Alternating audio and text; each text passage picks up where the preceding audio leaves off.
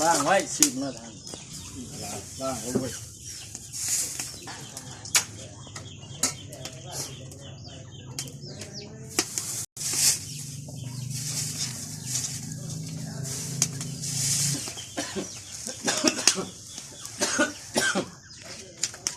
ไป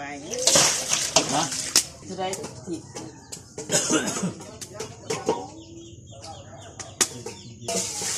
ระหว่างยาระบาดบอได้ระบาดมะขวด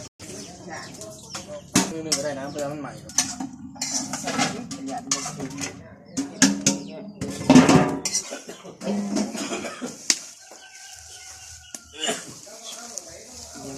ขาดยัดเลย